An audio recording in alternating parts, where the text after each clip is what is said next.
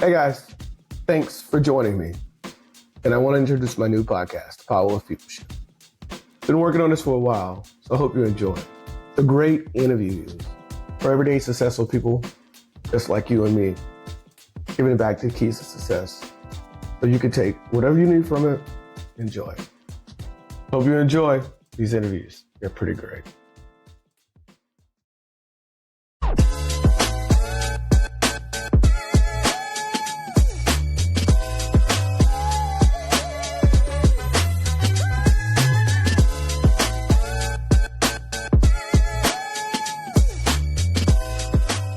Welcome back. It's the Power of People show. Have you seen it? We got the banner up, the new banner up in here. Yo. So listen, I got a special treat for you guys today. Hey, it's one of the guys that I told you I was going to bring you guys these exclusive interviews from here, far and near, and one of the greatest people that I know that's walking around this planet like an angel on earth, right? Hey, this is my guy. He started out on this journey with me a while back when I still created this thing. And I'm bringing him back around because he deserves it. From the beginning to the end, I'm bringing him back. I want to welcome my guy to the show, Dr. Taj Eldridge from all the way from California. Welcome. What's going on, Ray? How's it going? And one of the things he probably forgot to mention, we are both members of the greatest fraternity in the world, Alpha Psi Fraternity Incorporated. So definitely. Shout out to the noobs. Shout out 8 to 5. Yeah, shout out to the noobs, 8 to 5, the Bloodthirsty Hammer Champ, the back of East Texas A&M now, used to be Texas A&M Commerce and East Texas State, one of the greatest schools that's out there, when it all started. Give my boy a clap for that. Yes, sir. I got a one go for you. All right. So let's get into this thing, man. Taj, how you been? It's good to see you, man. Long time. Yeah, it's good. It's always good to have connection back to home because I've been out in California for the last, 26 years, and before that, Las Vegas. And so always good to connect, and always good to connect here, man. And I appreciate the fine words you said, but more importantly, man, it's not about me, it's about the people. And that's what this show is about. That's what this whole thing is about, So excited to talk with the people here through you as well. Awesome. Appreciate that. Hey, I'm glad you said that about the people, Taj. You're one of the most inspirational guys to me that has really motivated, inspired me over throughout the years. I know it's in my younger journey, you probably didn't know that, as I watch you and watch how you moved, and we got more familiar with each other as as brothers, which we've been for a while. And man, you're like my mentor. Tell everybody that's my mentor. That's a guy that I look at and see and inspires me no matter what mood I'm in. So just to give you those flowers. Man, I appreciate it because someone before you inspired me, right, from my own chapter. Giving out to Christopher Bivens, who in business, and one of the chapter came from our chapter as well. But the great Nipsey Hussle said one thing, man. If you look around your circle of friends or frat brothers and you don't get inspired, you don't have a circle of friends, you have a cage. Yeah. So I'm glad that we all are surrounded by brothers who are the inspiration for a lot of things that we're doing. It's continuing as time goes on as well. Awesome. Yeah, man. Thank you for giving that back and with the great wisdom that you have. So let's get in here. Hey, Taj. So tell the people your full name, what you're doing for a living, where you're from, where you grew up. Tell them a little bit about your childhood and all about you. Introduce yourself to the people. Absolutely. Definitely, Ray. And again, I appreciate this opportunity to talk with the audience and to engage and definitely, really talk about the journey, but also to learn from the journey from both of us and everything else, So my full name is Taj Ahmad Eldridge. My first and middle name are Arabic. So Taj means crown in Arabic, which I was wearing. Yeah. Hats. And so I grew up in Dallas, Texas, specifically in the Alta Mesa area. People are familiar with that. I went to Wilma Hutchins School District. It wasn't part of DISD. It was Wilma Hutchins. And so I'm a proud graduate of that. But at one point in time during my high school career, I attended Carter High School. So great Carter. The great Dallas Carter. Okay. Absolutely. And so definitely, came out of there with, with the class 93, loving it. The neighborhood I actually grew up in, Spud Webb's family lived on our block. So Man. definitely, one of the things I saw for us as people there was sports, Yeah. Yes. selling things, So I had several cousins in that space. And so it's interesting that, for me, when I was in high school, when we were talking about, what we want to be in the world, I always like writing. I was into music. So that's one of the reasons I was studying poetry and literature when I got into to college at East Texas State, which is now East Texas University. And so that was kind of my forward. And I actually put out an album. A lot of people don't know because I scrubbed it from the internet. So there's still some remnants there. When I was 16, I put out an album, and God bless my mother because she was instrumental in that. It was my cousin and I performing. I had Man. another in the group. And my mom would take us to the studio, stay with us in the studio because I couldn't drive at the time. And it's just man, dedicated. So definitely give a shout out to all those moms who helped their kids follow those dreams. And that's definitely inspired me as a father. And so when I graduated from East Texas State, like I mentioned, I was in poetry and literature, and I thought I was going to work for a newspaper. I'm gonna say some names that might be a little bit age for folks, but there are Man. folks who are seasoned for us. We used to have two newspapers in Dallas. We used to have You're the going Dallas, back now. Look at you. we have Throwback. right. So I thought I was going to be a journalist, kind of coming up, but I ended up working in banking. I worked for Wells Fargo Bank, and actually got some of our other fraternity brothers to work there as well. My line brother, guy who plays alongside of me, Stephen Coleman, initially worked Okay. with Yeah. Wells Fargo as well. And so we both were there. And as both of us are in finance now, he owns in the finance world as myself. Yeah. Steve is a good I know, guy. Yeah. I like Steve. so definitely instrumental guy to get on. And so there, Wells Fargo Bank, I was in consumer banking. And I would say, I started out back in the day. I think they still have them, but literally, Steven and I, we were working in a grocery store at the bank. We were you would come and get your cheese and your pizza and stuff, and we'd be there like, yeah, open an account. And so Young marketing right back there. it's an interesting time to try to convince people that, yeah, we're real people, banking in the grocery store. And even at the time, and again, I'm saying my age, ATMs were relatively new because a lot of people didn't really understand it, didn't really trust putting their money into a machine. And we spent a lot of our time cross-referencing across educating people from giving me the money that you want to deposit, taking out the money from me and get into Man. the ATM. So it was an interesting time. But what I didn't realize, Ray, was that it introduced me to technology. And again, we're talking about pre-iPhone. This was the early 90s, mid 90s. And so So you was on the uh, Nokias back then. yeah, The yeah, big boy. it was really early, right? Did that for a number of years. Actually, ended up leaving Texas in 1998. Graduated college in 1997. I left Texas in 1998, and literally, I was a roommate with my line brother Stephen, who also worked at the Wells, as well as another fraternity brother of ours, Stephen Foster. We all worked at Wells Fargo. We all were living together as roommates. And one day, I woke up and I said, "I'm moving," and I literally had a map on the wall. And I threw a dart on the map. It landed in Nevada. And I'm like, I'm going to Nevada. And both of the Steves thought I was playing. Wow. And I ended up the next morning, I said, "Hey, anybody come with me?" And they couldn't go. So another one of our fraternity brothers named Sage Truitt, who actually went to college with me, ended up going. His girlfriend was in California. And so we packed up my little Geo Metro with nothing but clothes and TVs. And I hit the road You're and giving we this drove age. for a good number. I can't even remember back then because I've never made the drive again, but drove through the Panhandle, going through Arizona, New Mexico, ended up in Las Vegas, Nevada. And I ended up the day I got there. And again, for those, this is pre cell phones, pre internet on your cell phone. So I'm literally at the payphone, calling around, looking for apartments to stay in. Whoa. And I ended up getting the apartment when I got there. Didn't have it before. Literally got there and got the apartment. The next call I made was to Wells Fargo to say, "Hey, I moved to Vegas. Can I have a transfer?" And so it was definitely, I think, a start in this idea of risk taking that I was open to, which would lead into my later career. And that was really interesting, man. And I tell the story a lot, and I think it was nothing but faith and luck that got me into this space because it was by happenstance. And spent some time in Vegas working in banking and again with Wells Fargo Bank. And then I moved to California about in 1999. Started working there as well at Wells Fargo Bank, where I got married at and eventually had kids.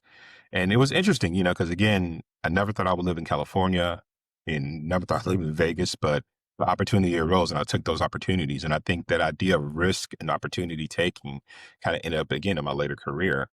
There's some time there, I went into investment banking or asset management with the Union Bank of Switzerland called UBS Bank Yeah. in Beverly Hills, California. And that's when I started getting into this area that I never heard before Oh, called man. venture capital, venture capital private equity. Okay, so man, that's a nice journey, man. And the journey along the way, man, that's one of those things that when I hear you talk about it, and that's a proud journey. One of those things that's very inspiring for like everyday people, like the people like that looks just like as young, like a young African American like me, or just the everyday young people growing up in the inner city, right? Yeah. And like we say, you went to Waxahachie, a little bit right outside the inner city. You grew up out there, coming from the outside and coming to the inner city and going to college and then going back to the big city. So, hey, you kind of live that life and the transitioning of it. So it looks like it's Yeah. great. Yeah, because I think in our neighborhoods, we didn't have a lot of examples of people in these industries. We had Right. examples of men who were working and who created, a good life for their families. And I think that was important. Like my grandfather, my maternal grandfather worked on the construction side. So I think that, even getting into alternative finance is really interesting for me because again, I never heard about it. Ironically, I would say though, reading a book early on, and totally forgot about it until I actually got into the space. There's another fraternity member of ours named Reginald F. Lewis. Reg- Folks don't know Reginald F. Lewis was one of the first black male billionaires Gotcha. in the United States, and he passed away in 1983 when I graduated. I ran across his book. Ironically, his book is called "Why Should White Guys Have All the Fun?" And this brother ended up, launching his own for, private equity investment fund. And I learned about private equity then, but I just kind of put it to the side because it was so foreign. But when I got to California and I made the transition from investment banking with UBS into venture capital, first as an angel investor and then next in venture capital, that book was in the back of my mind. And I realized that, wow, like sometimes your steps are ordered and things happen on a certain time and not your time. And I think that my career in finance, my degree in poetry and literature, my risk taking, like I mentioned, from Texas to Nevada to California, the opportunistic piece of that, all those things are what venture capital is about taking risks, understanding risk, and understanding how to measure that and to invest against it and look for opportunities. And so I think, those things that we see sometimes happen to us, those journeys are journeys that might be beneficial in the short term, in the long term, that you might not see in the short term. Right. Yeah. Just like you said, for me, I didn't have those examples, like you said, from coming from I'm a country boy. Coming from the country boy, going to school in the country, then coming to the inner city. And then growing up in predominant white schools where we was less than 1% of the student body at the school, right? And for my family, I didn't have those examples where I didn't see other people's doing it, right? My grandfather, he was a mechanic, but he was what they used to call shade tree mechanics. You're right in the backyard, right? You have the big tree, everybody through the neighborhood or the community come through and they get the car fixed on. He ran this little business like that.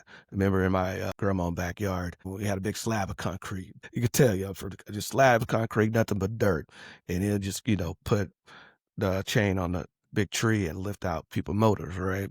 That was the only first example of success that I had, right? I'm looking forward to that and everyone else not going over to school, besides in my uncles, as far as they went was junior college and didn't expand outside of the branch, expand outside of the community, right?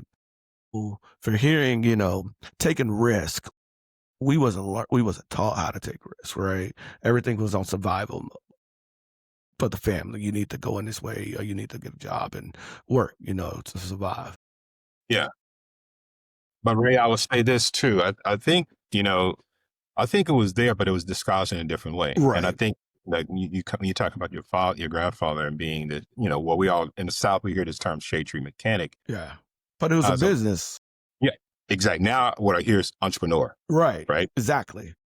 And I think about, me growing up, and I mentioned, there was the three pathways: sports, music, and then selling things. And those Yeah. things, fortunate at the time, illegal substances.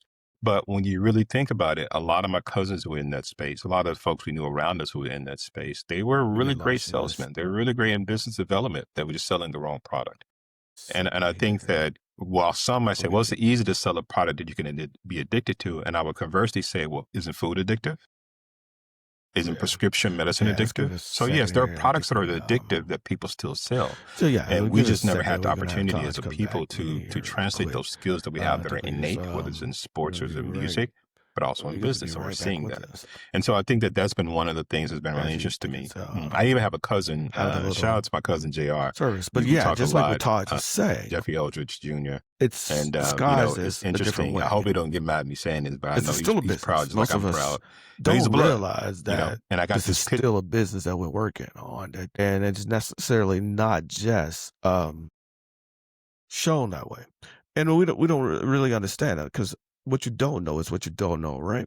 And that's where we go have to, get educated and learn that, hey, you're actually working a business entrepreneurship, and we may not have the legalized way of the paperwork, but you're something that they can learn from and take from it. Then once you learn the ins and outs, you can take it and go with it wherever you need to go with it. But that is part of, growth risk. But you just got to be willing to go for that. But it looks like we got my guy Taj back. But Yeah. I'm a state. I uh, think that was the ghost of the feds telling me don't snitch. Nah, you good. Just went into so you got back, to that. What we were just talking about the mechanic entrepreneurship, how you seen it in entrepreneurship and without us being educated, not really knowing how to fit that in a educated term ways till we get more educated to learn that. But I was just going in a little bit of that. But go ahead. Yeah, absolutely. You lost the train of thought. But No. I did. I'm closing these other Riverside tabs for us. Technology, gotcha. but They the popping good up everywhere telling you about what you're saying. talks like this is these are authentic talks. These are talks that you have on this show where things happen. But also, this is an example of you might have sideways things that happen in life, and you have to recover and keep moving, right? So perfect. So I guess when people hear this episode, definitely keep that in mind. But I was saying that my cousin, who's a member of the Bloods, there's a picture of he and I throwing. He's throwing his sign, and I'm throwing the sign that it's fraternity of you and I, that we do. Hey And man, you're a steam man. They ain't gonna like that. I was saying They're not gonna like that when you really think about it, that's his tribe. This is group that he's with. Those are the people he grew up with. That they do together. This is our tribe, and we're in. And I think the only thing that separates us is opportunity. There's this phrase that said talent is universal. And my cousin is very talented, but opportunity is not. And I think that I just had that opportunity to take that risk. I mentioned how my mom was there when I was doing music. I mentioned how I traveled outside of Texas and was able to get into this space. And so I had the opportunity, but we both had the talent. And I always think about that as well with our people, both young and old, where they may have had the talent, but not the opportunity. And now we have the opportunity and the talent, and we need to ensure that we're sharing this information. So it's talent, opportunity, and action that we need to do. Yeah, and that's a big deal about sharing information. That's a lot as, where we're coming from. People don't think, it's always one of those it's what you don't know and what you think you know, right? And without people giving you back, sharing that information with you and just thinking like eventually you're not ready for it. You're too young for it. Like stay at a young place or stay at a young place, or this is grown folks' business, or just doesn't think that you're intellectual to understand where it's going. And I think that with, like you say, with technologies and opportunities these times and days, the younger generations are just looking for those opportunities. It's not necessarily that needing to know the true information. They just using the opportunity and learning as they go.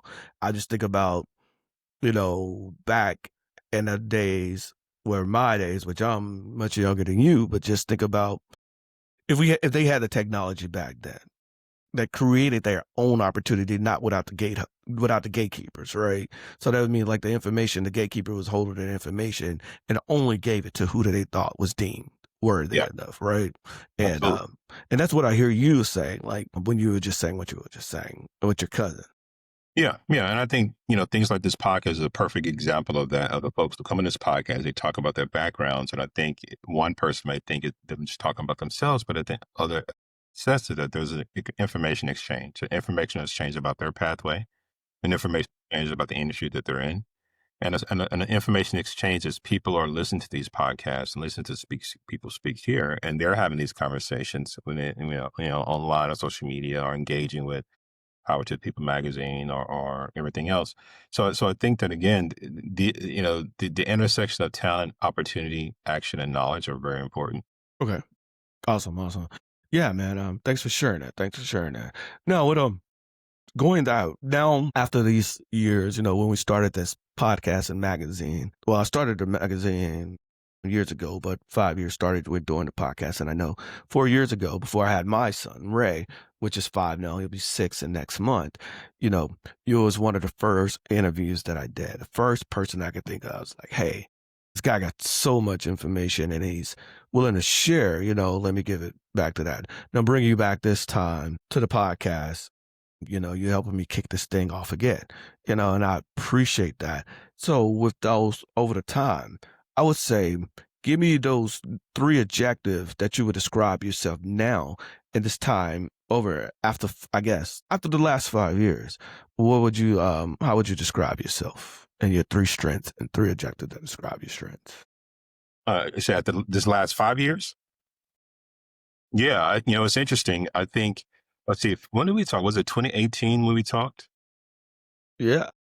I think it was 2017 going into 18. Yeah. So Yep. what's interesting about that, which the reason I'm mentioning it because the day is very important. So, I'll tie this in too. So, after being at UBS, like I mentioned, got into venture capital. For those that don't know, venture capital is basically where investors take money from other investors. They can be pension funds, they could be foundations. So, as an example, some of our investors included Microsoft, Visa Foundation, Sierra Club, and you take the money, you invest either in new founders and technologies, the vertical, the sector that you're in, or in our case, we invested in different venture funds, other venture funds that would in turn invest in companies. And I'm what's called a climate VC, which means where I invest in things that are about sustainability. And I've Right. been doing it for a while, 15 plus years. And Man. I think Ooh, that's a ride. now people may not think about it, and then your mind strictly goes to electric vehicles or maybe solar panels. But the hat that I'm wearing, the suit that I'm wearing, all has a climate pinch to it, because climate is about how we utilize our resources. So I'll say all that to get to the 5 years and your question.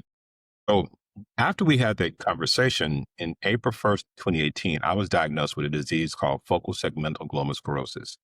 What it is a kidney disease. And it's a kidney disease that are 2 things. It's genetic, number 1. 3 of my other cousins had the same disease. And number 2, it's exacerbated by environmental factors, meaning that where you grew up, where you live, can make it a little bit more difficult given the things that are around you. And Yeah. so when I think about climate, again, it's more than just about saving the planet, it's about saving ourselves. So I was diagnosed in 2018. I was diagnosed at stage 5. And even the story is really interesting. And again, goes back about the opportunity. I have been tired, and the symptoms for this disease, just in case folks may not be warning, for me, it's a silent disease, right? Because the symptoms were like you were very tired, initially, on, and when I was getting checked, 10 years prior, I was trying to get what's called keyman insurance. And what that insurance is, an insurance that entrepreneurs get to cover their businesses. It Gotcha. covers if anything happens to you as an entrepreneur, then your business gets the money, it can continue. So I was denied, and I was like, wow, well, I'm denied. So I'm going back to my doctor, and it was like, oh, we don't understand. And so time went on, and I was out talking to this doctor who was a nephrologist, and she was saying, you're tired, and you got a lot of protein and that's coming in your as you urinate. She's like, yeah, that's where you should get a biopsy. And at the time, I had no idea what biopsy. I don't even know where to start.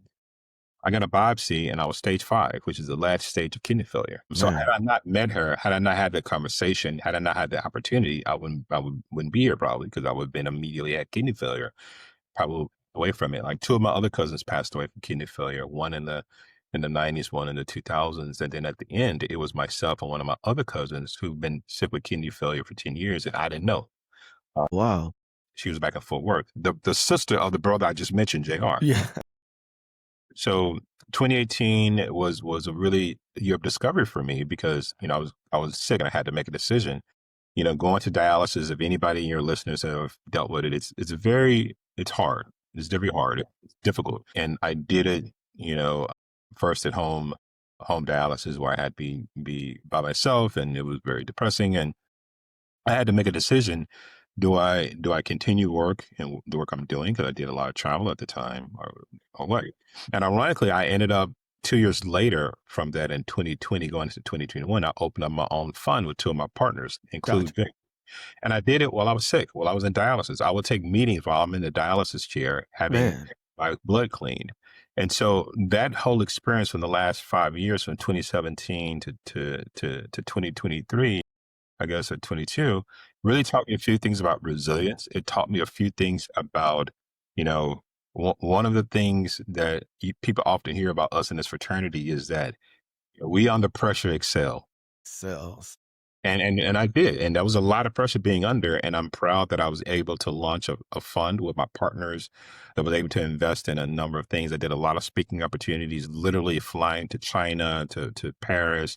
While I'm sick, I would have dialysis on a Friday, in the morning, 4 a.m. to 9 a.m., and then get on the plane at 11, and then go out and speak the next day on a Saturday, come back on a Sunday because time changes coming flying back, to the US, and then go back to dialysis on Monday. And I did that for years. And even in the pandemic, when things shut down, I was doing it even more so because of the lack of being able to have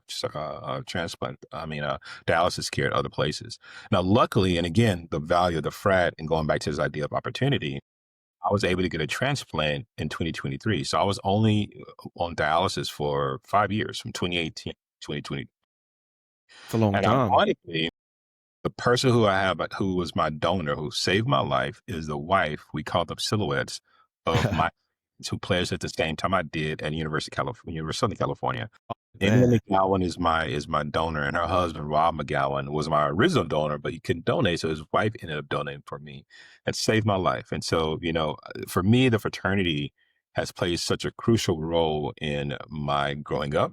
From like I mentioned, with Reginald Lewis to Christopher Bivens, who was our chapter brother, to even the person who saved my life and his wife, Rob McGowan. And so that is why I think a lot of times people look at fraternities and think we're all about being pretty, and we are.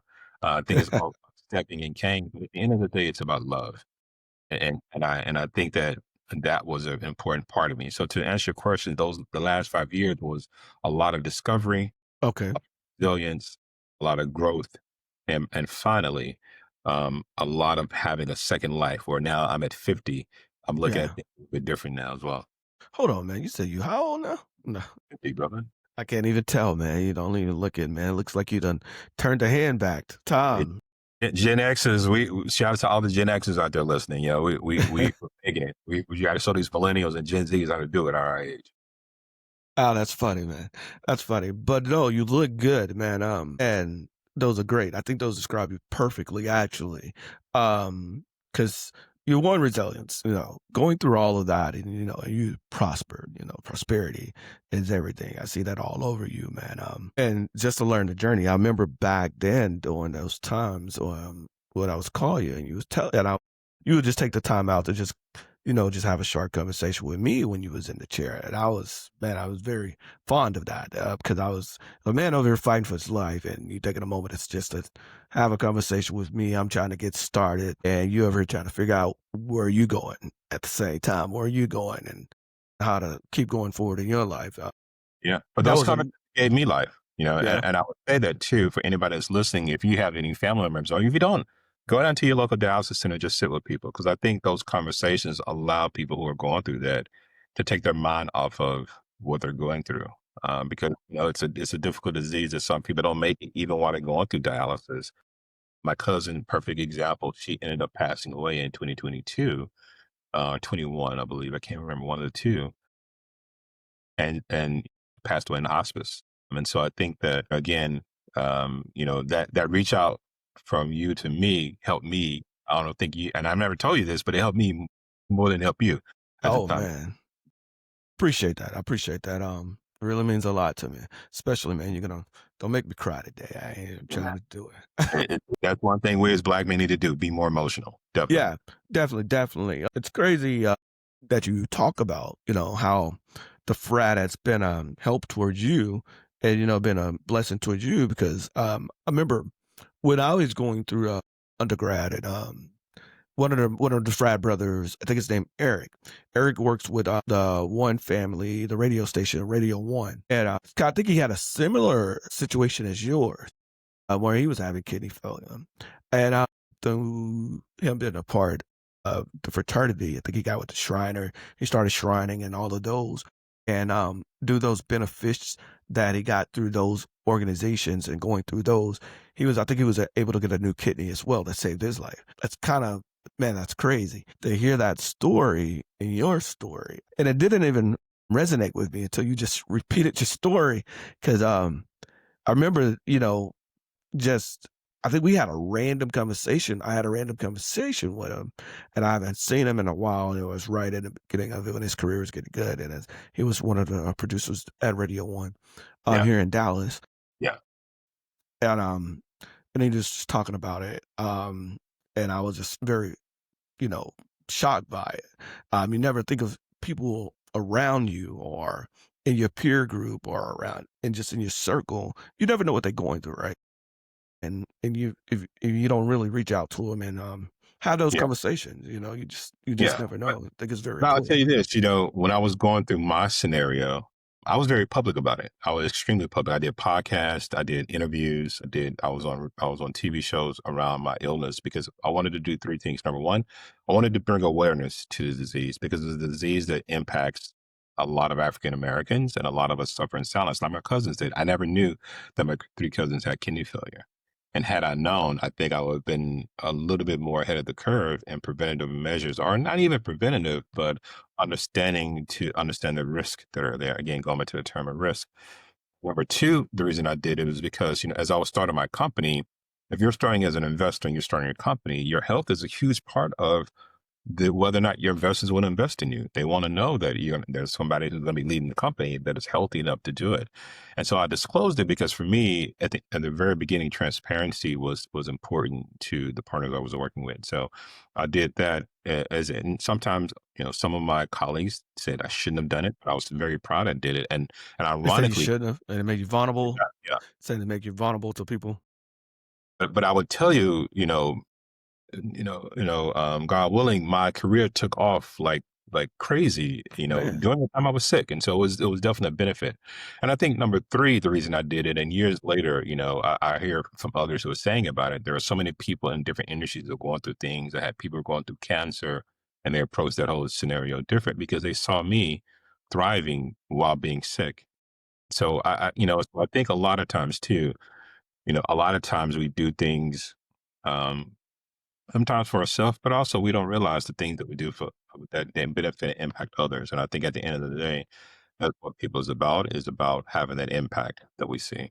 yeah, I agree with you. That goes back to that information is what you're saying.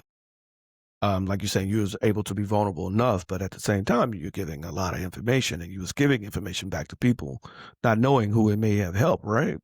Yeah. Sometimes, like you say, what you've been in the professional and been in the work can take a toll. Like I say, sometimes it can be killing us, not even knowing that it's killing us, Yeah. physically Yeah. wise, and just for, you giving that information, some people may not even recognize that they even got that going on with them. So yeah, that's dope. Dope. Good information, man. Tell us a little bit about this hat, though, man. I'm just this hat is nice, man, and you're a man of many hats, but I Yeah. love this hat you got on. Go to give me a little insight on that. I appreciate that. Well, first I would say, I think I told your audience, I was in music. So I did an album when I was younger. I think I was 16. And so music has always been a part of my life and my journey and the way I looked at things, even with the work I do with now venture capital. For those who do not understand venture capital, let me break it down from a music standpoint. Forgive me for using names, may not be popular at the moment, but think about big. But you got free range. So Go when you ahead. think about Notorious Biggie, Okay. and I think different generations know this guy. He's an artist. The artist is creating. He creates music, and he also created visuals with that music, so videos that push it through. The artist is like an entrepreneur. Entrepreneur, whether they're building a product or a service, they're selling something to an audience who are their customers, right? Biggie didn't put out that music until he got signed to a label. That label helped him finance that music to put it out and package it. The entrepreneur, similarly, works with a venture capital fund to finance what he's building, or he or she is building to put it out. And so there's a relationship between the artist and the label, and the founder and the venture capital fund. Now, I'll say that to say that there are some artists, and we know, let's say Big X the Plug, the young folks may know him. Hey man, Who's he in, in trouble right now. But go ahead. yeah, yeah, that's all I'm trying to. Recent news. But go ahead. But No, I like that because you need to come to California where it's you legal. giving it back from home, from Dallas, and hey, Yeah. you giving it back from home. Go ahead. Yeah. But he's an independent artist, right? So he is not necessarily signed to a label. Similarly, you have companies that are built without the need of venture capital, because venture capital is not the only way to build your company. So I will say that. And so I think there's this connection. So bringing it back to music is important. So people see on this hat, I don't know if you can see it, there are lyrics on it, and the lyrics are to an Outkast song called "Spotty Oddie Dopalicious," that people may know. And so all of my hats, they're made by this hat maker called out of Brooklyn, called NTTE Hats, not not of this world, or NTTE Hats out of NYC, Brooklyn. And he's a guy that loves music as well. So all of my hats have a music tinge to it. Either there are lyrics on it, if you can see, there's a guitar pick for those who know guitars. Yeah. So all of my hats have of something that reminisce of music. And then I have other hats that he's made for me where he's taken waste, trash, literally, and put it as part of the decoration for the hat. So I have hats that have like belly beads on them, or ripped up bandanas, or, dried dead roses that people discarded. And so I think that, when I wore these hats, number one, it's crown. I remember mentioning that my Yeah. name, Taj, Okay. means crown. But number two, it gives me an opportunity to tell the story about environmentalism, about climate to different communities, and show that climate is cool. It doesn't have to be what people think about as, crunchy granola tree huggers. It is this fly folks who just understand the utilization of resources. And so I think that that's one of the reasons I tend to wear them alive. And then lastly, I would tell you this too, even though I've been in finance for some decades, at the end of the day, whether you're in finance, whether you're in podcasting, image matters.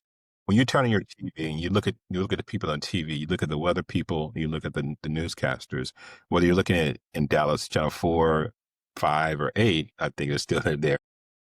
All of them, there's a pattern, right? You have a pattern of people that are there. Pattern breeds familiarity to make you familiar with it. And so I think the same thing for me is too, I've often say I wear many hats, both literally and figuratively, because not only am I an investor, I've managed some grants that's been around the climate space. I've influenced a lot of different people in the climate space. I've started an organization called Green Tech Noir with other partners. We co-founded it, myself and others, and has over 500 members that are in it.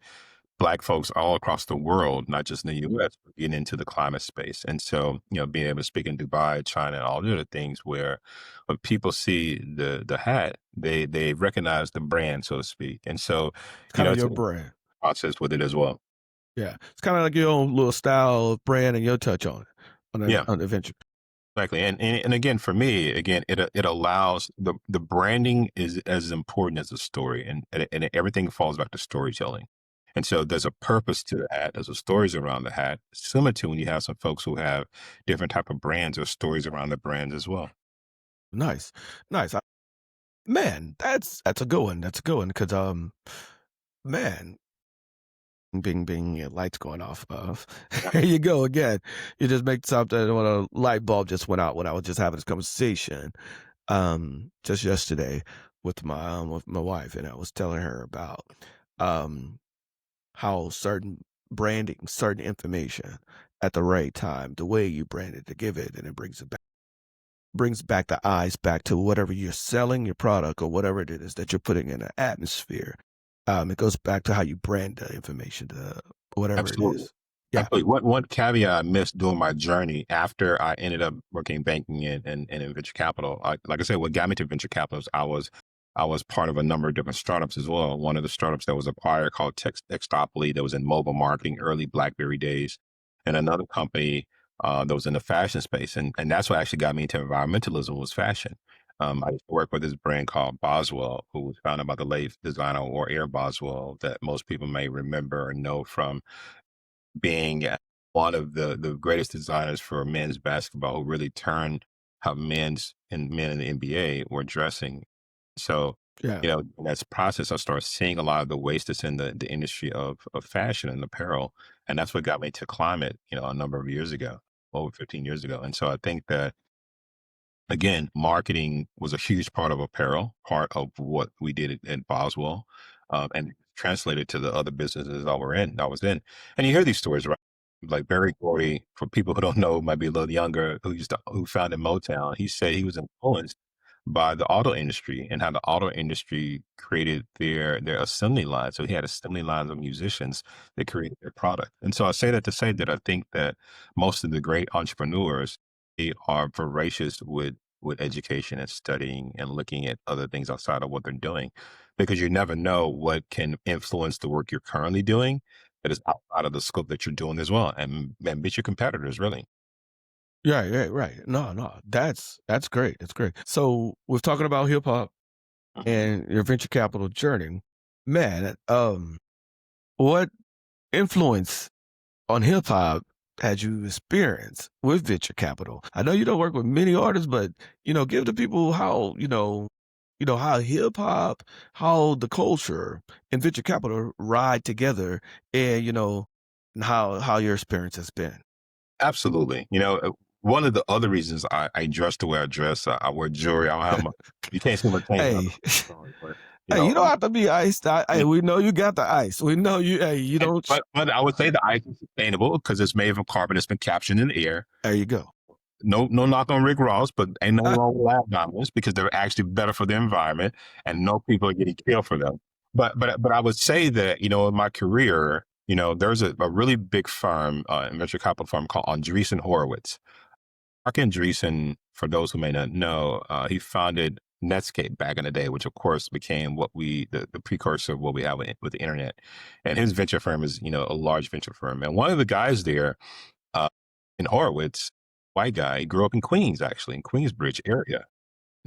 He was one of the first guys in our industry to quote hip hop. And it's interesting for a lot of us who, like myself, who grew up in the 70s, who in it, as we go into corporate life, we ended up speaking differently. We end up talking differently, and we end up, doing things that when we code switch, for lack of a better word, we're I was one way about to to work. say that we call it code switch. That new Right. generation. And so I think that for me, when I got into venture capital, because it came through apparel, and our apparel brand was definitely within the culture. It was definitely regarded as such. I didn't know any other way to be but that. And so it was just interesting to come into this space and have this own type of, swag, as the kids say these days. E And I say, to your point about the connection of hip hop and venture capital, we have another fraternity brother. His name Rashawn Williams. Really shout out to Rashawn, who went to Morehouse and pledged there. When I met him, we met up through apparel because our company, we actually did clothes for Nas. That's how I ended up meeting Nas and Jermaine Dupri and some of the other people in the music industry. And when I worked at UBS, I worked in the area. We had a lot of entertainers, of course, because we were in Beverly Hills. But Nas ended up opening a venture capital fund called Queensbridge Ventures, and man, Rich Williams is the guy who ran that at the time, along with Nas's manager Anthony Saleh. And so that for me was the first intersection between venture capital and hip hop, specifically in this space. Years later, decade and 12 years later, you have 15, I think even more 15, you have, more than other types of musicians, even basketball players. Baron Davis, who played for the NBA, is a really good friend of mine and has a fun of both invested together on a couple of things. Pusha T, which I'm a huge Clips fan, and again, shout out to the Gen Xers. He's an investor in a number of different technology companies, including one that's founded by one of our other fraternity brothers, Josh and Vive, called Spark Charge. okay.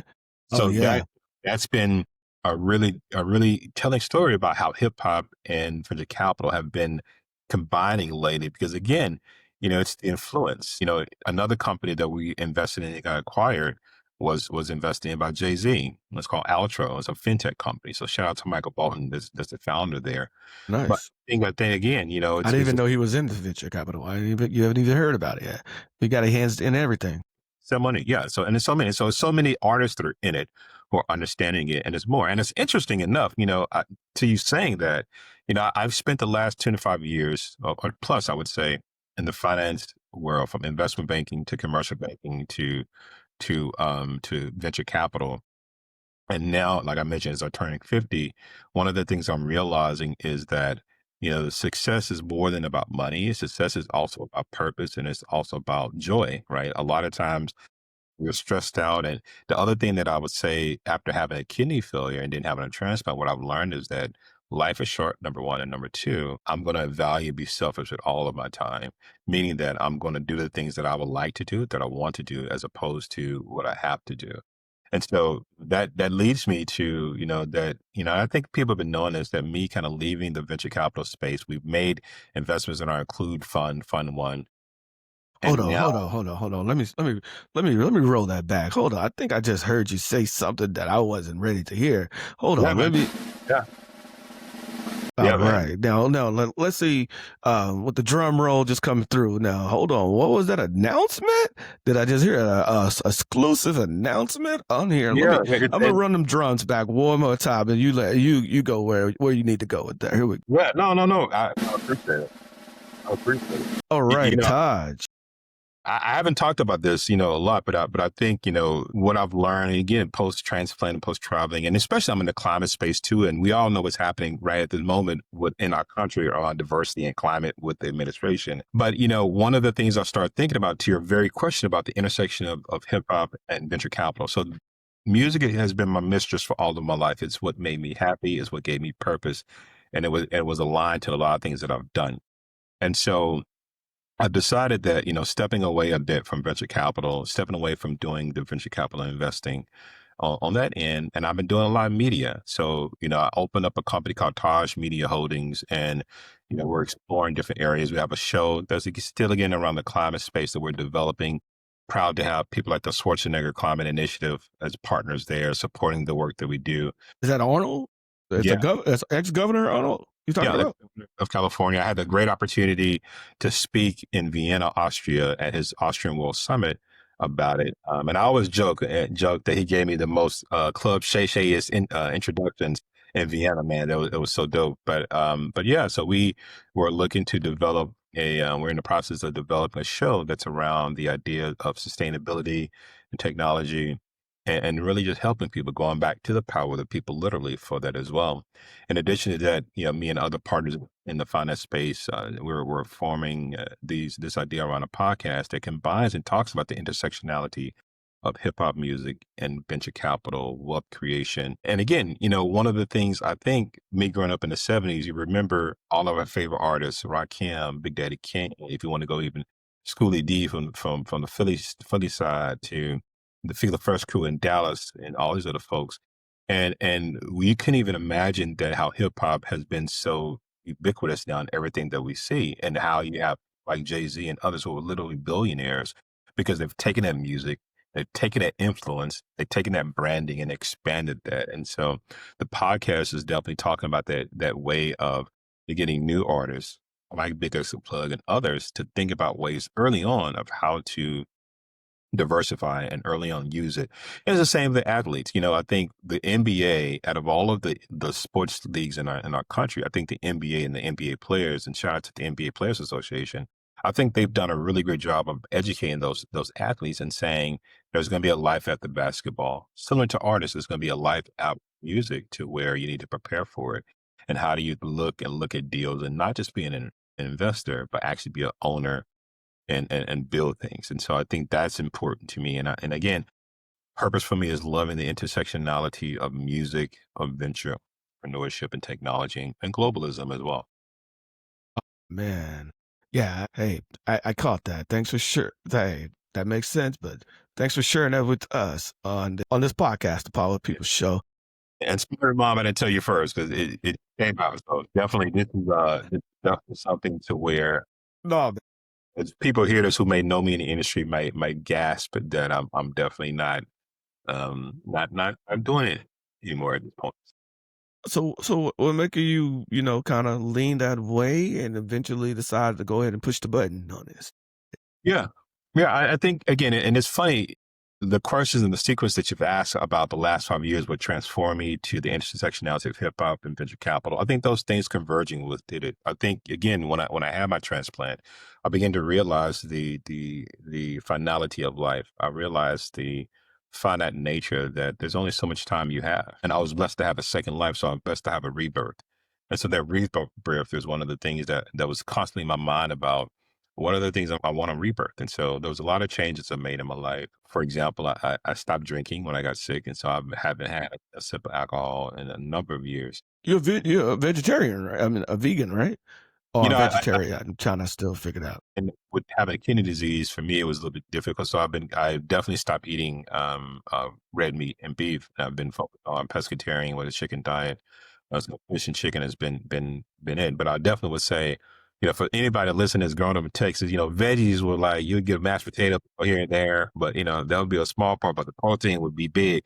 And I Yeah. think I've definitely changed that and changed the scope of that too, and looking at how your plate, even your plate making of it is more veggies than carbs and protein, and protein still is important to it, but making sure you're getting at your fruits and veggies. But yeah, so a lot of those changes from what I put on my body to what I put inside of my body to what my body is doing was part of that change. And I think this media outlet, and again, shout out to some great partners I have. I have great partners.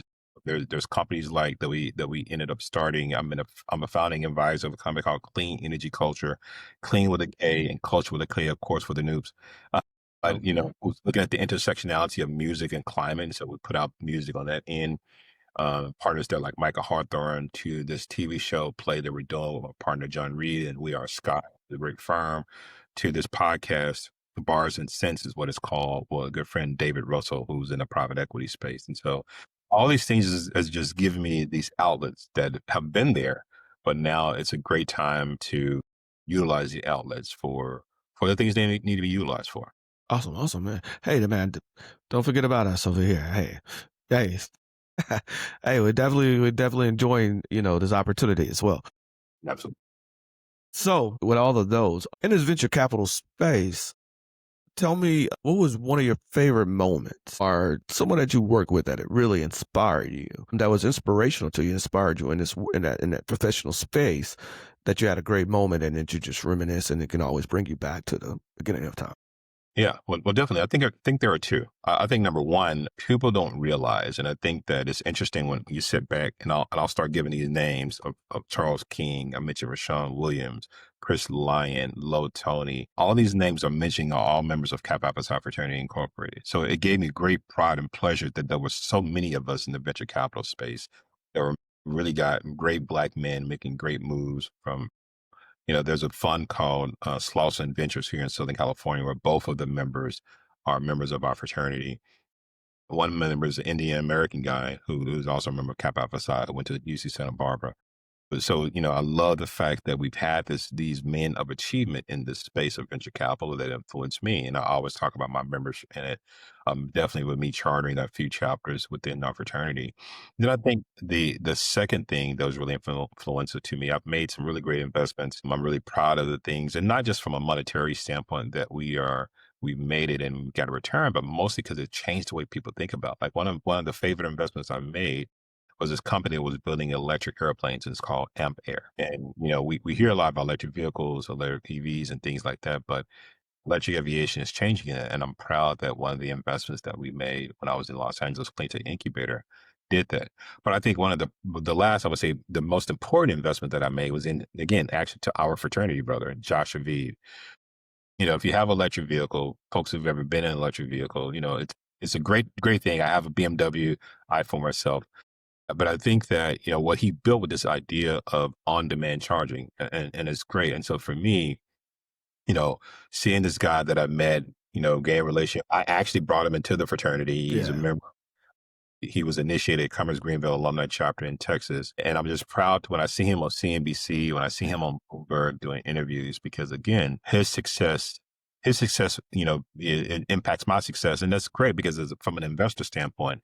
But even outside of the investor standpoint, outside of the fraternity standpoint, it's just great to see another black man on television where the news cycle is not about the bad things he's done, but about the change he's making in the world.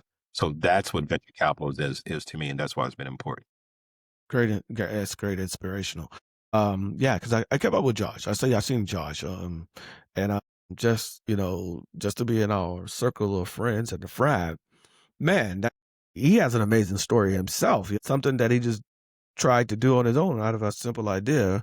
What it was back from college, when he was in college the days, and started out of his own pocket, right? And then, so it's in the clean energy space, right? In a Yeah. clean energy space, would you say, and that what is how important would you say venture capital in the clean energy space? How important is that it plays a part into the world right now? Because some people don't understand like what Taj do when it comes to not just venture capital. You're an economist too. Yeah. You're an economist, Yeah. and how that all plays a part and why it's important. Go ahead. Yeah. Well, first I would say, and again, for those who do know venture capital, I've always said that I'll give this analogy. And again, I love giving analogies is that if you think about a bus or you think about a plane, you think about a car, these are all things that take you from point A to point B. Bus, train, plane, automobile, right? Those are things that take you from point A to point B. And each of those things can be thought of as like technology startups or startup companies or things that you're building. Now, each of those things, planes, trains, and automobiles, all take different types of fuel. You can't put train fuel in a jet. You can't put auto fuel in a jet, and vice versa.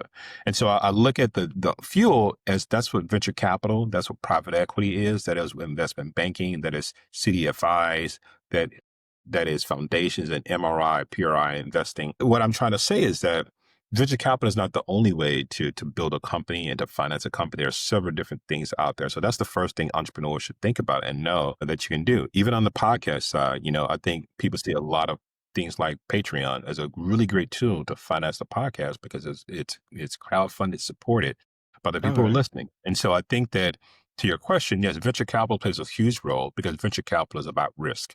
We take early risk in founders at the idea stage, and then they continue their risk until they have a financial expectation within either acquisition or listed on the stock exchange. So venture capital plays a huge role in that. But so does private equity, so does loans, such as angel investors, such as crowdfunding sites. So, one thing that has changed since I've been in the industry is this thing called equity crowdfunding. Some people may think about that and they think about Kickstarter, and that's a little bit different. Kickstarter is that you're buying a product, so you get something in return.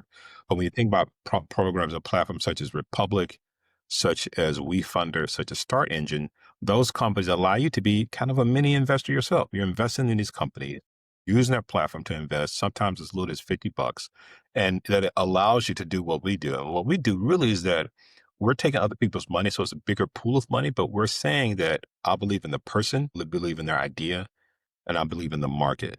And those three things are be things that will necessitate a successful startup company or entrepreneurship endeavor.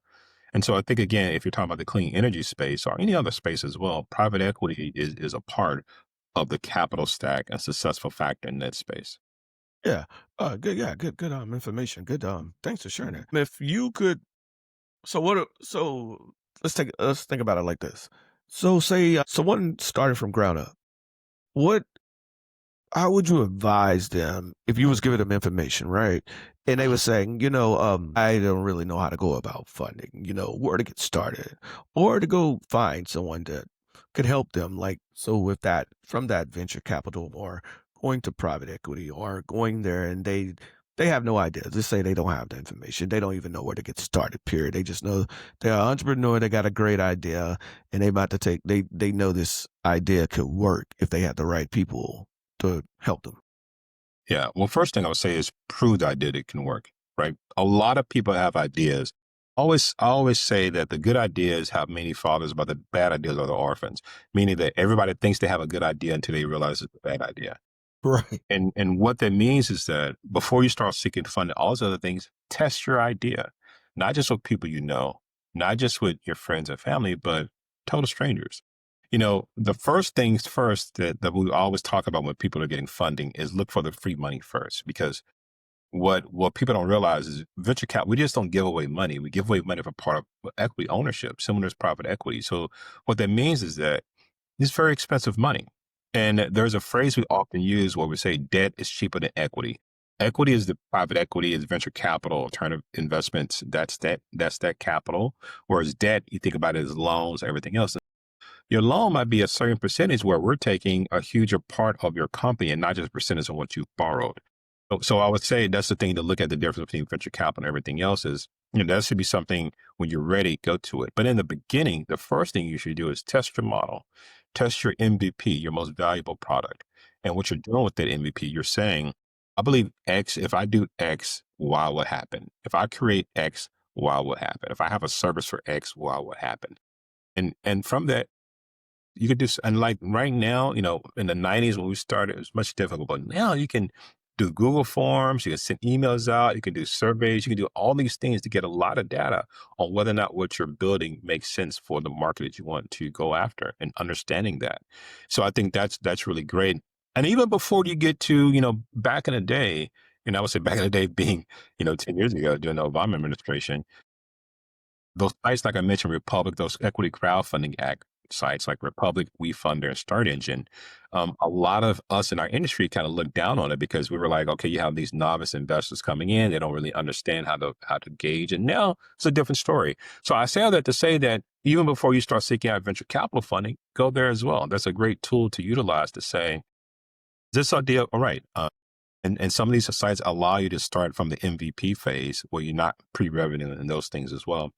And then lastly, I would say, I want to shout out a good brother who's actually based in Texas as well. He was the founder of a company called Upsie, UPSIE, Okay.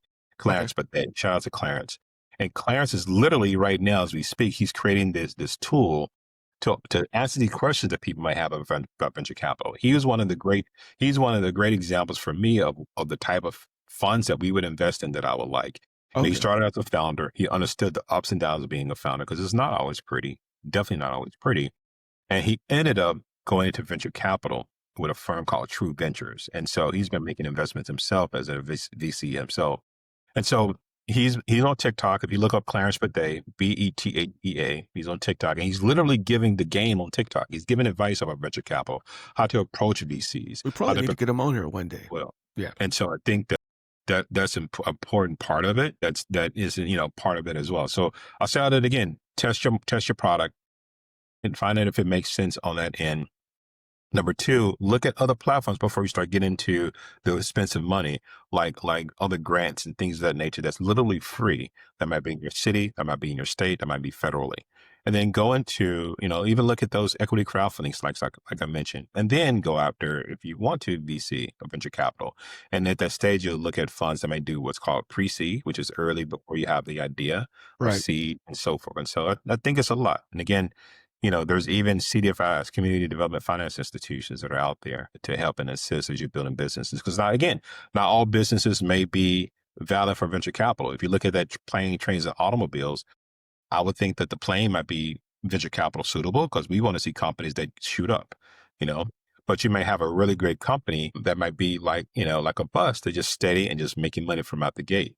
I was going to shout out Turkey Leg Hub, but given the problem they're having, I'm not going to use that example right now. But that's a perfect They example of a still company don't do, that may not they necessarily struggling need right now. funding, had it been ran correctly from whatever, but it's a company that made revenue.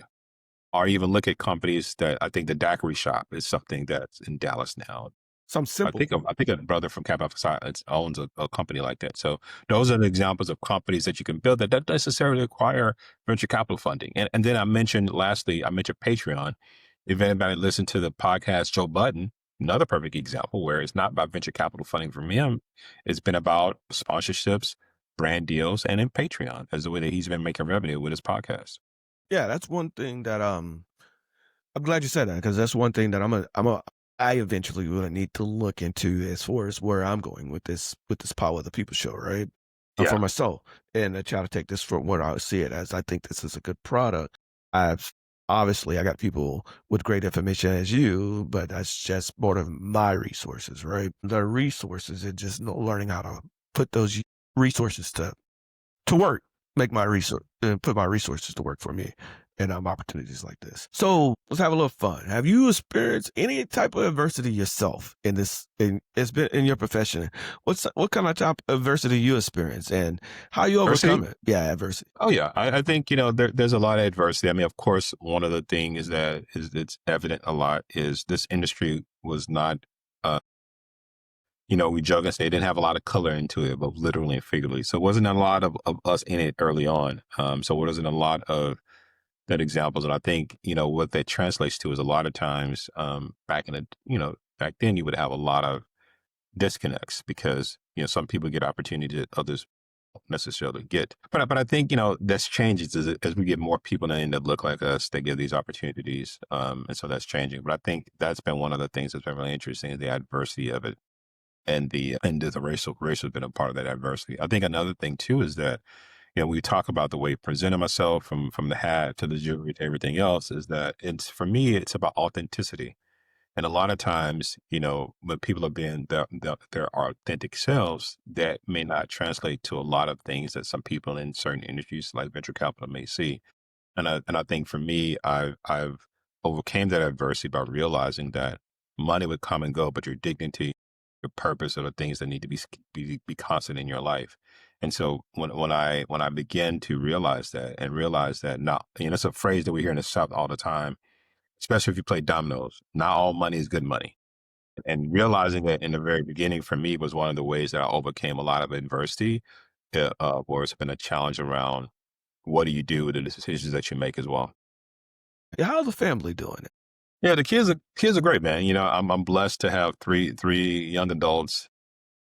My youngest just attended is attending Pepperdine University, where I graduated from my MBA from. And so I'm really proud of her. And she actually went to college while she was in high school, like I did. I went to Cedar Valley College while I was in high My school. chest stuck up a little bit when And you so when I said came that. to college, that was the reason I was able to play as a freshman because I had college credits, and so I was a that was second semester freshman going in fall '93. I graduated in '93, and I was pledging in '93. So I'm just proud that that same track that she took, and then my son who's in the music space, he's a composer. He's at the University of Southern California.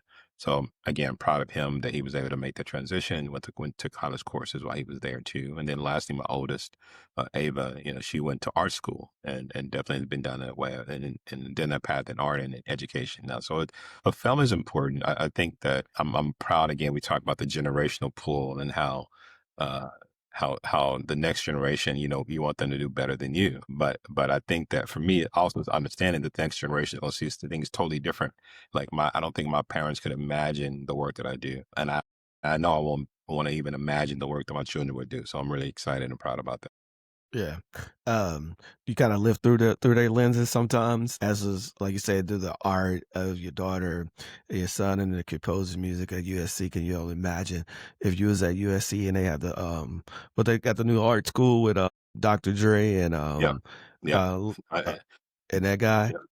Man, can you only imagine if you was in that? Yeah, I'm living vicariously through them. All of them, again, for me, I went into finance. I love music. I love art, but I went into finance because I needed to, because of money, right? I wanted a career. And I'm just proud again that they're now into these spaces. They understand the aspect of business because, I used to take my kids around with me in strollers when they were young to business, when I was doing business deals and meetings because it was just so expensive for childcare, especially having three that are 2 years apart.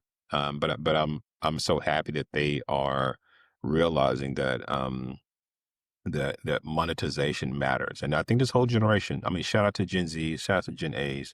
One of the things I think that they understand fully, and I love this, is that how to monetize. Because I think going back to hip hop, one of the things that we didn't do early on was monetize the culture but control it more importantly. And I think now a lot of young people are realizing, whether it's through the financial crisis that occur and they see things happen to their parents and to COVID and everything else, is that they need to have control over their finances. And so I think that's fundamentally changing a lot of things in this country.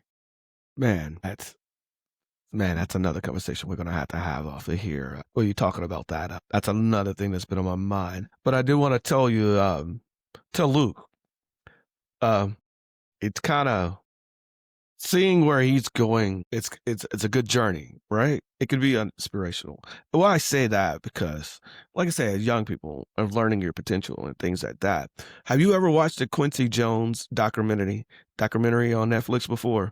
So I was Yeah, just, yeah, man. So yeah. what I in that documentary, and I was thinking about how young Quincy was and how he just went out to the world, right? Then he went over. He even went over to England, France, Paris, or whatever, and learned how Mhm. to score music to learn as a young black man, right? I know a lot of people may not know that your son, he's write scores, right? Yeah. And I remember you was just sharing a piece of that and how happy you was about it.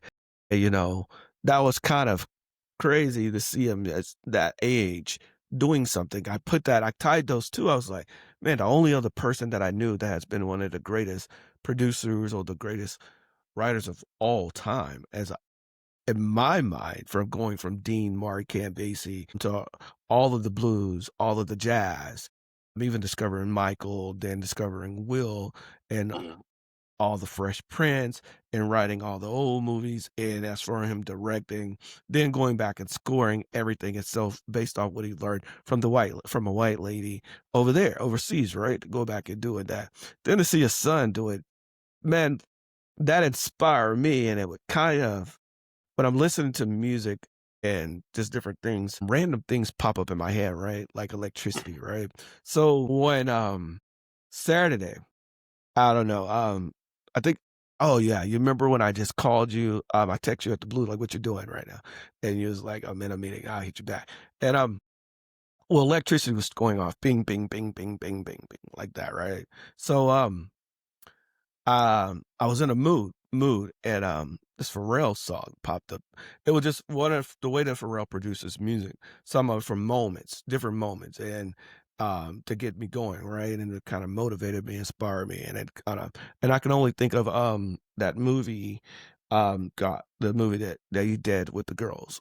What is the girl's name? The one that did about space. He did the soundtrack for those. He wrote the scores and all of that for the soundtrack. So it started making me go down that rabbit hole, man. And I pulled up that whole soundtrack album for that movie. Man, I can't think of it with the black girls. It was Taraji, Joe Monet, and all of those. The song Freedom in it. Yeah. So he wrote those, and it's a very with the orchestra. It's with the orchestra, with the big score and all of that. And I was thinking about it. And it just started going down a rabbit hole, listen to all the different soundtracks. And I can only think about it. I was like, man, I was like, Todd's son does that. He just doesn't know how gifted he is. And I was like, so that's a really a great gift, man. And then that goes back to dad, man. You part of your journey and giving that tool to them. Yeah, no, definitely, and I'll say this too. I think you mentioned Quincy Jones, and definitely my son. And it's interesting. He's taking it to the next level. Now, Quincy did movies, those sort of things, and my son respects a lot of the Japanese composers that do the music for video games, and I never realized how much music has been in Japanese video games from even my day, Legend of Zelda, to so many others that's happening these Man. days, and I think it's interesting. But I think even for me, going from a music side, one of the documentaries that influenced me, and I would definitely suggest the audience take it if they can, is a movie on Netflix called The Black Godfather, and it's about a guy by the name of Clarence Avant who recently passed away. His wife was here in LA as well, passed away prior. But Clarence was very instrumental in the music space. He was a guy behind the scenes making a lot of things happen. And I love this fact there's this deal of calling give first. And he was definitely one of the people who I think when I think about the term give first, he was there. Now he got paid for what he did, but his goal, similar to me from a venture capital space, was for not for me to be famous, put my name out there, but for me to elevate my investments, my founders, people like Josh. And so a lot of the work that I've done over the years, a lot of my inspiration, influence have come from Clarence Avant, and I've modeled a lot of my work on that. So yeah, I think the idea of art imitating life, life imitating art. I think that all these things are influential for us. There's this term in economics we call it being the organic intellectual, and what that means is taking the world, being influenced by the world community around you, and then giving influence back. And so definitely, I think from his inspiration from Quincy Jones to my inspiration with Clarence Avant. I think all of us can take that in many different forms that we see. Nice, nice, nice. Definitely. Yeah, I know you're running. And not trying to hold you, but I'm enjoying this conversation. Yeah, I never want to get your time. And I yeah. know you're a busy man. So if if you had a limited resources and you could do something with it, what would you do? Good, What good would you do, question. man? Yeah, give me Good something. question. Yeah, what would you do with these resources? Now, good question. And the reason I said a good question again, I remember working at UBS, and we had a number that we call I'll say, forget you number, right? A number that would make you say, forget work, I'm not doing anything. And so, a lot of us, I was talking about in the nine figures. I was like, yeah, 100, 200 mil, like I'll be good. What? You were like, 300 mil a bill, like people talking about billion. I remember this one guy, he said his number was more, which was so interesting to me because it's like he was saying he has this insatiable appetite. So I think that was one of the reasons that made me say I probably need to get out of here, because that shows me that, yeah, it's good to do, but money is simply a tool.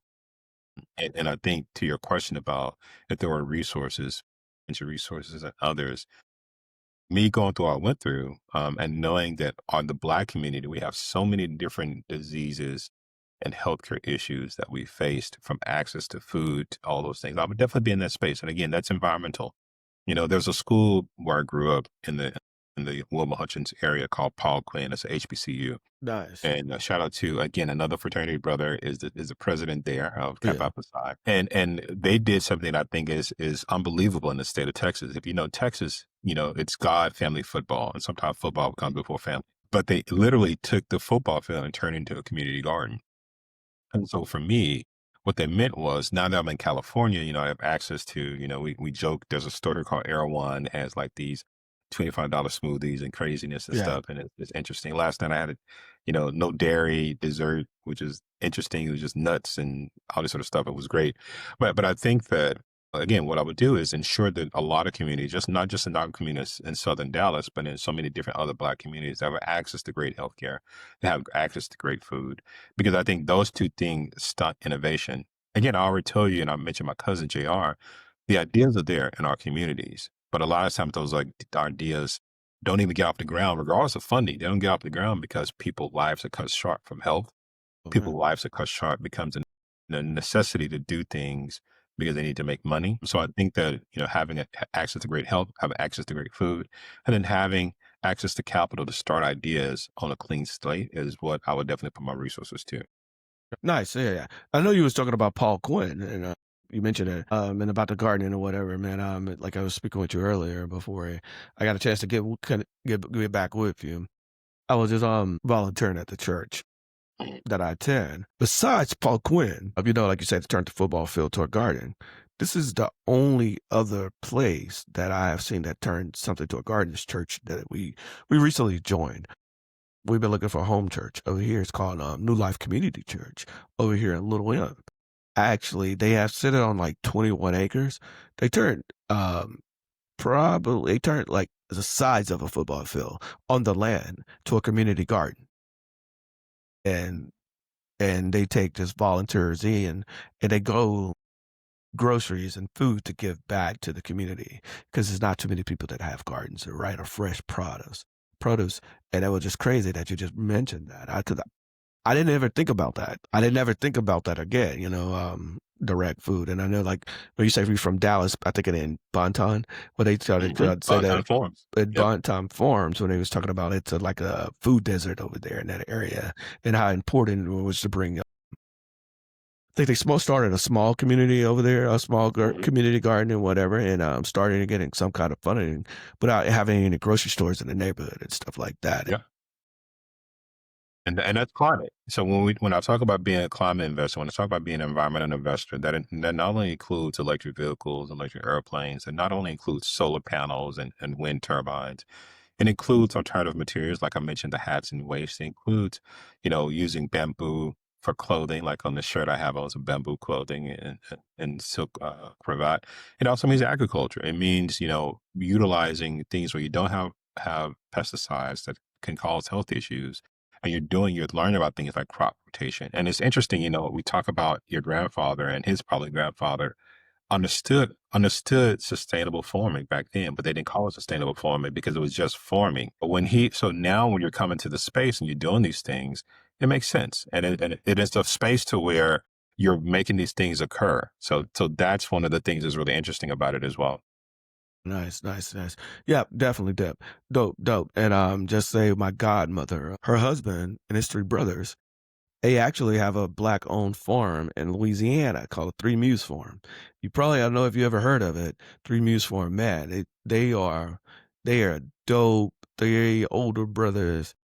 Took out I think after their dad and whatever, only one of the black farms that's left where they do, they give out scholarships. They actually, like, work with the school and allow for the kids to come out to the farm where they got cow. Then they grow all kind of farming. They start their own production and if meat, vegetables, and all of that, and Yeah. natural upcoming Yeah. farming.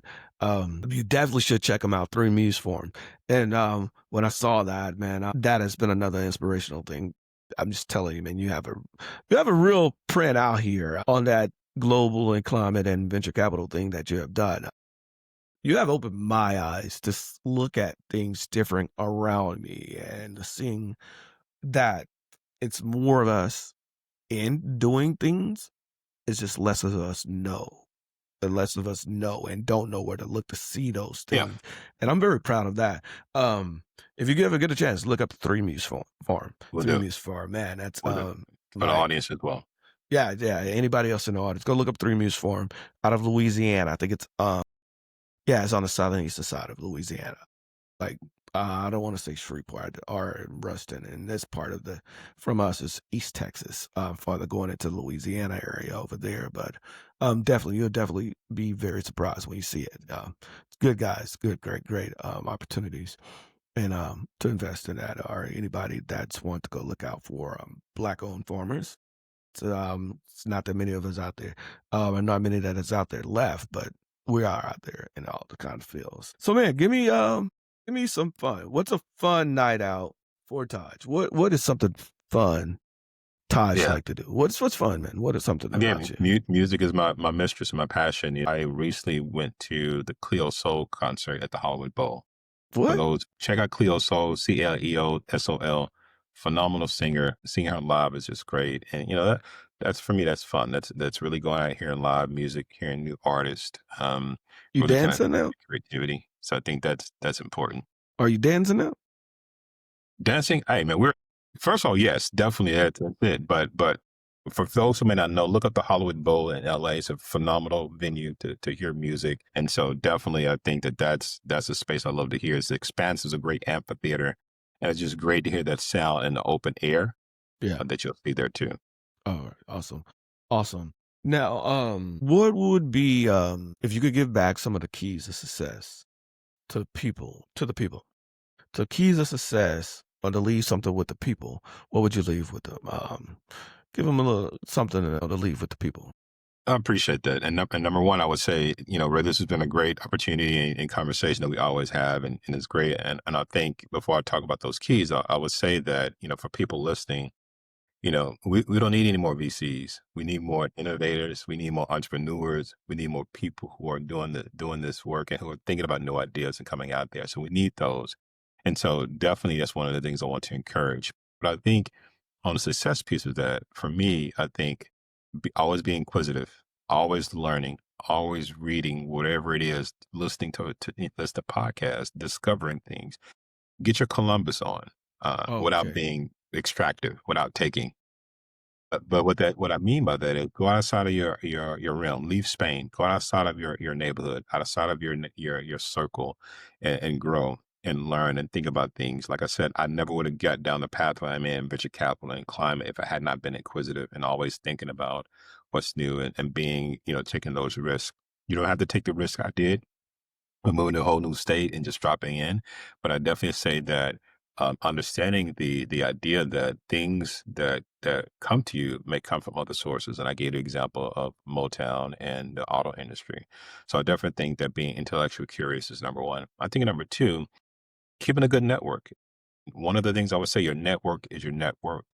And so what that means is that it's not just about gathering. Again, we don't want to be Columbus. It's not just about gathering people, but it's also having this exchange and giving first. It's like a bank account. You want to deposit more into relationships than you withdraw. When you have a bank account, you withdraw more than what you have. You have an NSF. You don't want to have NSF in the relationships you build. So you want to always make sure you give back. So the intellectual curiosity, that idea of giving back and being your network is important. Kind of thing lastly is believing something greater than yourself. During my journey, I had faith that, that things were gonna happen the way they were supposed to happen, and my steps were ordered. And so I think that a lot of times we tend to forget, and whatever faith it is, be it Christianity, be it Islam, or anything else, that, I think faith is very important. And again, even if a person is not a believer in anything on it, faith in something greater than yourself, whatever that name may be, is important as you go on that journey. So I would say those are the three things of success for me: being intellectually curious, understanding that your network is your net worth, and having a belief in something greater than yourself, even if that thing that is greater is a purpose. Awesome. You hit that nail on the head right there. Great info. Anything that you want to talk about, that you want to put out there that I may not mention, that I ask you want to leave with the people? I mean, something that you just might want to just get off your chest, No, no, man. share. I think we covered a lot. I definitely, between, like I said, my journey on it. One thing I would say is that I have been blessed to leave the country a number of times, the work I do, and I would say now I'm spending more time on the continent in East Africa and Kenya, Nairobi, Kenya, Zanzibar, Tanzania, and then Dubai in the UAE. And one of the things I've learned is that, we as a people, we're talking about, humans, number one, we're greater together than apart. So that's number one, is that, we to understand that we are, a lot of things that can change the world, a lot of ideas can change if we collaborate and be more collaborative. And we've seen that with the pandemic. The pandemic is a perfect example of how we come together as humans to move things forward. But I think that me traveling has showed me a lot of things, that life doesn't have to be the way that we assume it to be. We don't have to work until we're 65. We can't enjoy our fruits of our labor, that we can understand that purpose is important, that we can really kind of think about the things that we're doing. And so I think that's been, one of the journeys for me that's been really special. And Climate. Talking about weather wise, but just the climate of the economy that, is crazy right now, right? How do you see AI changing the changing the climate of the economy of the world, and how it's coming to play? How important is it? uh, do you think how important, or what effects that it would have on us? Then we could just talk about how the AI, how Drake used it to destroy Kendrick Lamar. I love how, for those that don't know, the audience, we had this discussion where I mentioned, again, I'm a huge Pusha T fan for obvious reasons, like I mentioned, which in turn means I'm a Clips fan, Here you go. which also means that I understand that Pusha T had literally destroyed Drake to begin with. And then of course he came along and did the similar thing. And, so, my friend here, and again, I like Drake. I like when he sings, Hey, you see what you know, Consequence said lately? but I would say that AI is important. And I think, again, AI for me, my vantage point is that AI requires power, resources. Remember what I said climate investing or climate tech is about utilization of your resources. So I think that's important. But I think how that would change a lot of things that we do. I think artificial intelligence is important. But the thing that we need to really be on and understand is what's quantum computing, which is the next stage beyond AI. And I think, there's even one of our other fraternity brothers in this space, even talking about it right now, wrote a book. And I'll share with you to share with your audience about quantum computing. But I think AI, is important because it's given us access to do tools, things faster and at light speed. So for me, again, as a person to study economics, there are certain equations that may take me a while to do, whereas a computer and AI, utilizing AI, can do it instantaneously. And so I think that's changing some things. And I think for us as people as in this space, we didn't understand that. I think that the one thing that we have an advantage over the AI is creativity and love. And what I mean by that is that when you love something, you tend to focus on it. You tend to try to find things to help it, whether it's your grandparents, your family, your community, your hood, all these other things. And I think that that's what separates us from machines, whether it's machines or the computer machines or the physical machines like Tesla's trying to do. So I definitely think that while jobs were changing, legal jobs would change because of AI. So many other jobs would change to AI. Any type of repetition, but beyond repetition, thing what is extracting data and presenting that, I think will change. So I think that that's a good thing for us because that's going to allow us as humans, again, the collaborative piece of that, to think about what do we want to do now? What is our role as computers are doing a lot of the heavy lifting? And maybe it might get it back where we get back to being artistic, like my children, or we're looking at things of being creative, like how Shakespeare created things that influenced all of us from literature, how Mozart and some of the others created things that influenced us. Quincy Jones created things, James Baldwin. And so I think the future AI is interesting. It's unpredictable, but it's coming and it's here. Yeah. You think that you think it'll have any, negative effect on humans, Yeah, the of society, course. or us, or how will it affect, us Of course. in that I way? mean, everything has a positive and everything has an impact, and it's positive or negative, whether it's, again, the abundance of food that we have access to food is great here in this country versus other countries. But the reason we have access to food is because of non-sustainable growing methods and chemicals in our food and things of that nature. And so I think that with AI, it's the same thing. You'll have these great tools that can be used to make things go faster and more Yeah. efficient, but also too, we have to be cognizant of their true impact. And so I think that it's important for us and people in the communities to understand it, to utilize it. You don't want to be Luddites. Luddites people who just eschew technology, but you definitely want to understand it. And I think again, this is where opportunities comes because there's going to be some people who might say, wait a minute, wait a minute, wait a minute. Um, we might need to think about this differently when it comes to utilizing AI for this. So I get it. One of the great sites in California is saying Waymo. Waymo is the cars by Google that are self-driving. For us, it's ubiquitous. Like after this podcast, I'm leaving for Santa Monica for an event.